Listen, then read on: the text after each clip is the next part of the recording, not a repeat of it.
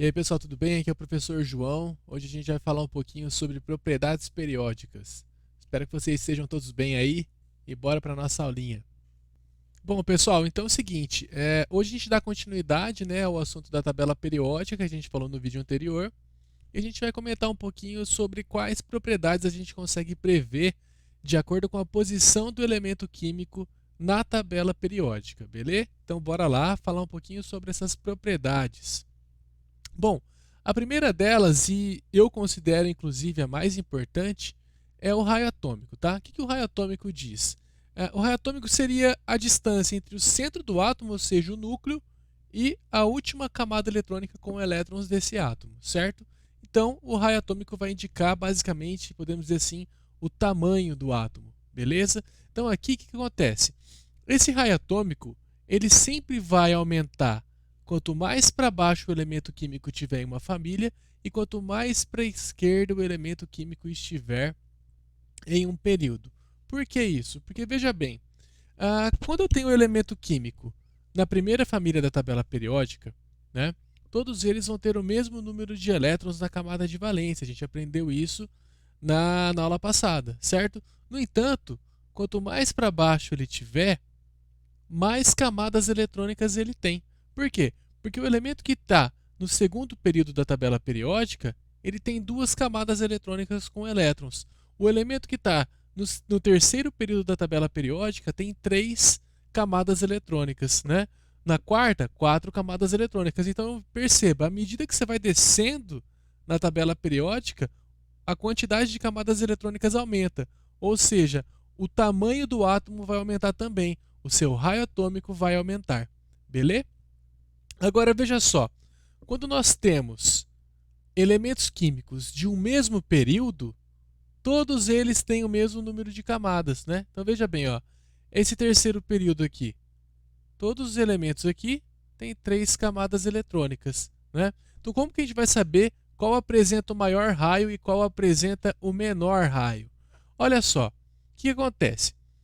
Vamos pegar como exemplo aqui o sódio e o cloro, certo?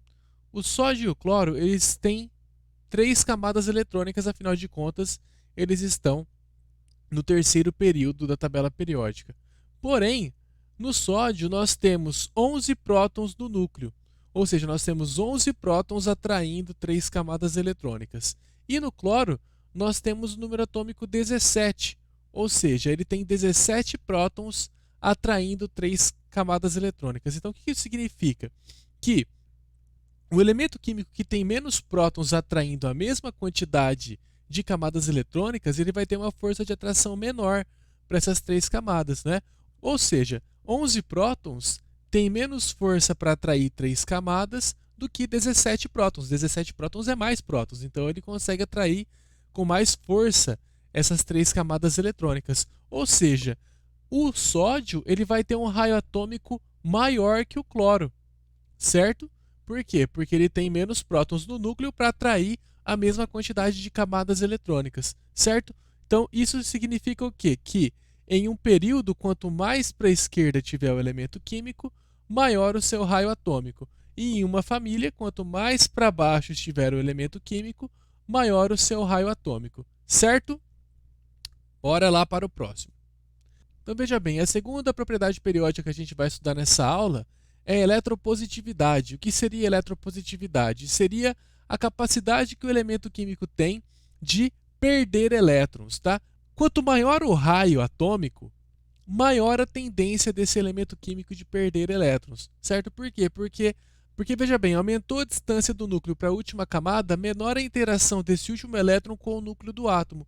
Então, um átomo com maior raio atômico tem maior tendência de perder elétrons, ou seja, maior a sua eletropositividade. Então veja só, na tabela periódica, o elemento químico com maior raio atômico seria o frâncio. Por que o frâncio? Porque ele está mais para a esquerda e mais para baixo.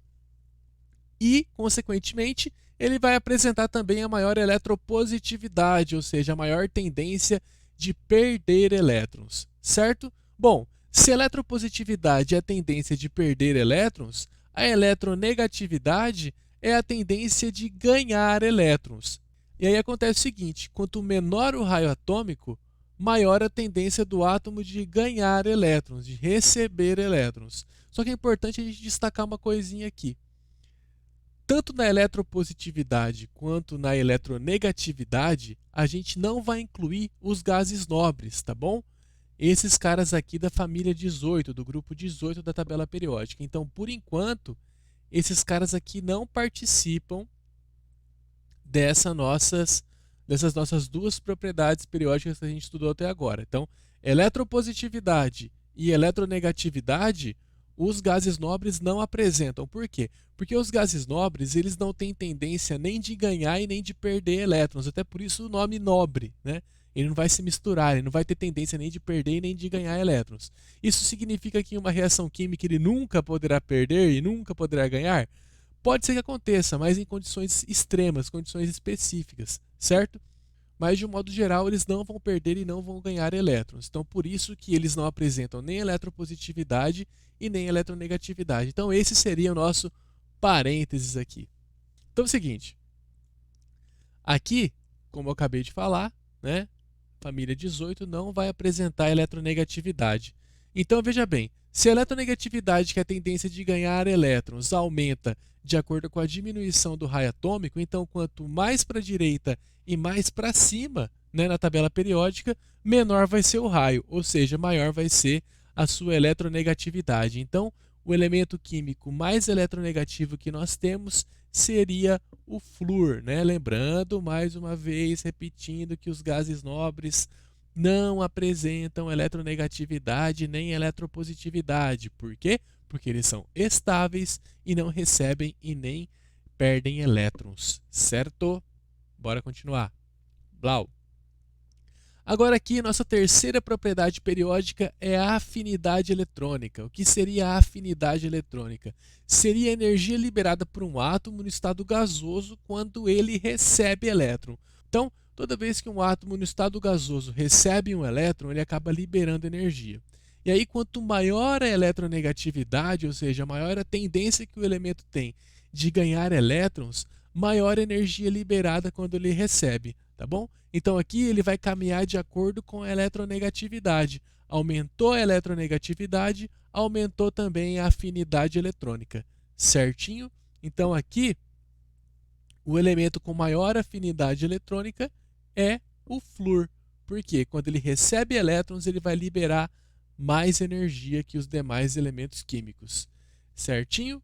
Percebam que o raio atômico ele define todas as outras propriedades, né? Todas elas vão caminhar de acordo com a alteração do raio atômico. E agora a gente vai falar da energia de ionização. Isso aqui é muito importante, por quê?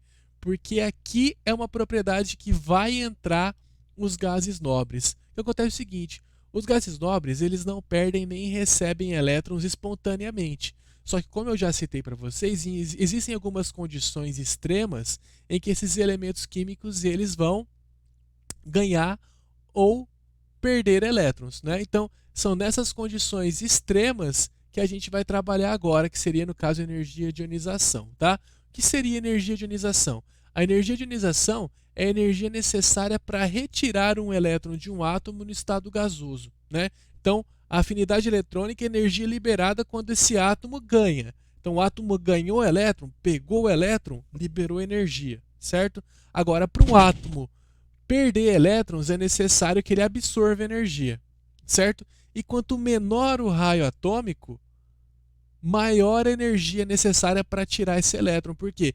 Diminuiu o raio atômico, a última camada fica mais próxima do núcleo. Ficou mais próxima do núcleo, fica mais fácil de retirar o elétron, certo? Então, a energia de ionização ela vai aumentar de acordo com a diminuição do raio atômico. Só que aqui a gente vai ter que incluir os gases nobres. Por que a gente vai ter que incluir os gases nobres? Porque eles podem perder elétrons em uma condição extrema. Então o que acontece? Espontaneamente, um gás nobre perde ou recebe elétron? Não. Mas se ele receber muita energia, ele pode, no caso, perder um elétron, tá? Então veja bem, no caso aqui, os gases nobres eles apresentam apresentam uma maior energia de ionização em relação aos demais elementos químicos, tá bom?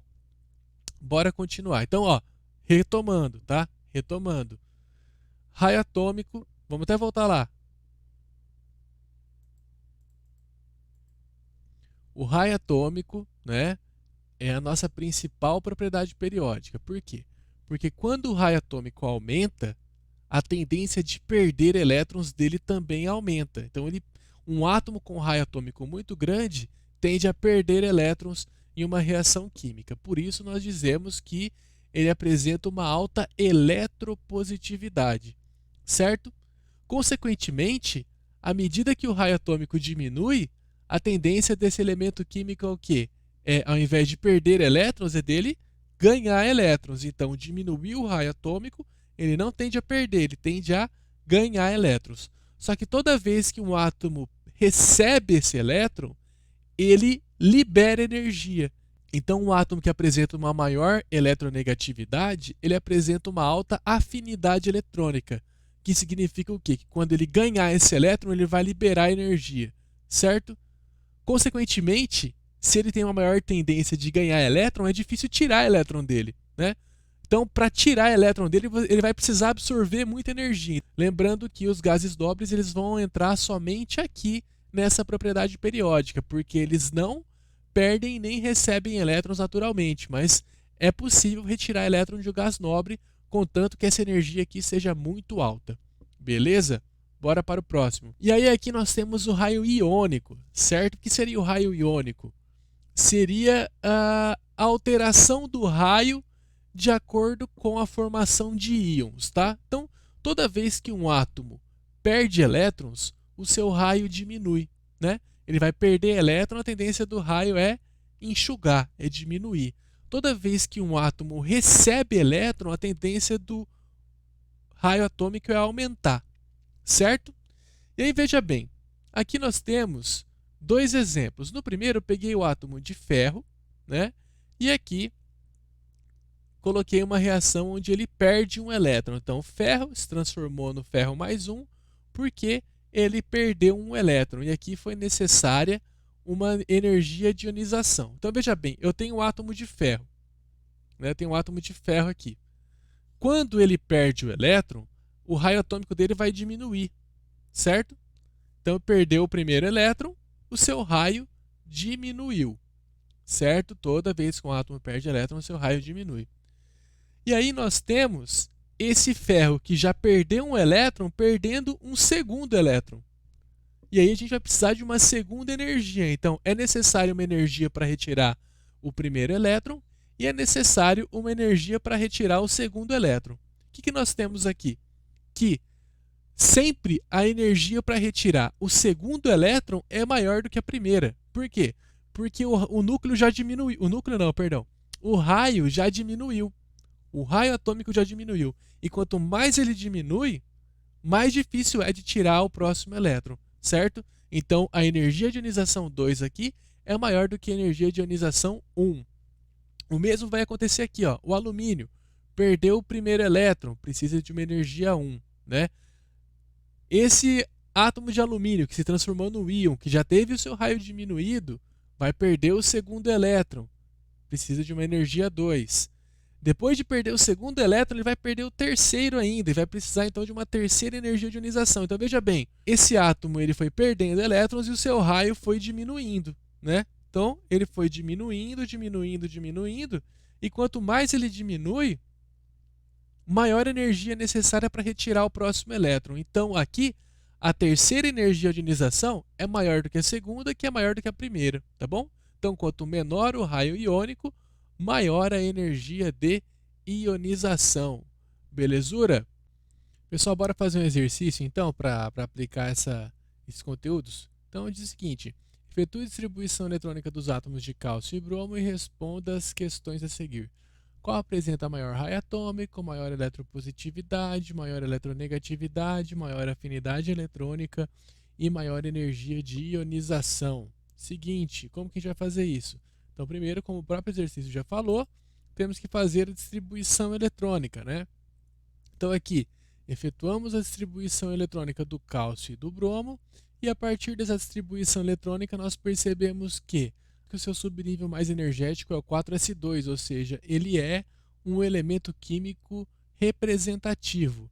E aí a gente percebe que ele tem 4 camadas eletrônicas, logo ele está no quarto período, e 2 elétrons na camada de valência, então ele está no grupo 2 ou família 2A. Né?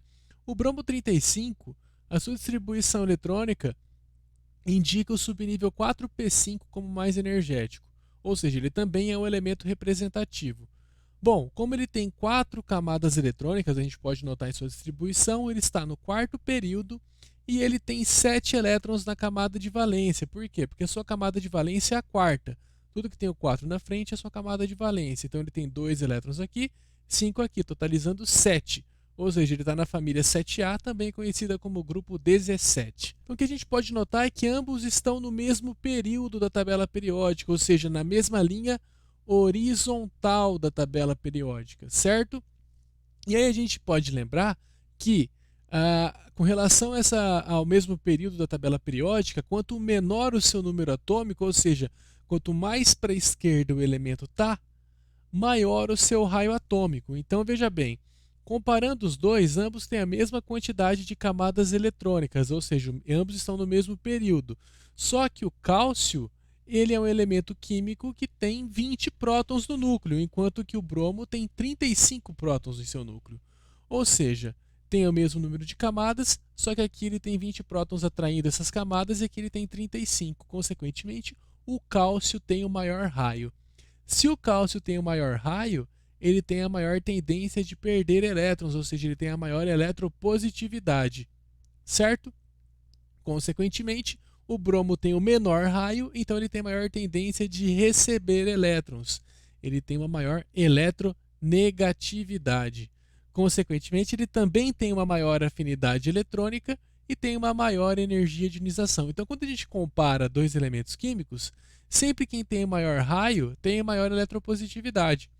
E aí, consequentemente, o outro tem maior eletronegatividade, maior afinidade eletrônica e maior energia de ionização. Certinho? Bora para o próximo exemplo. Bom, então no exemplo 2 a gente tem aqui para efetuar a distribuição eletrônica do sódio e do potássio.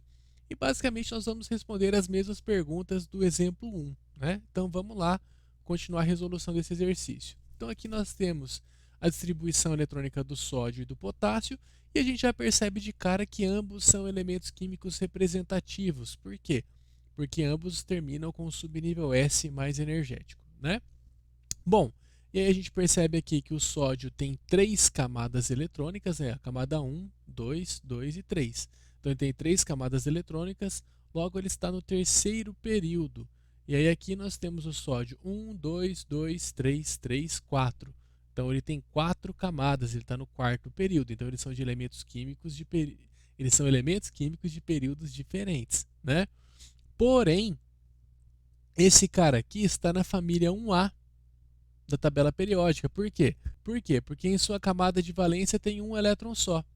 Então está no grupo 1 ou família 1A. E aqui nós temos a mesma coisa, a camada de valência tem um elétron só.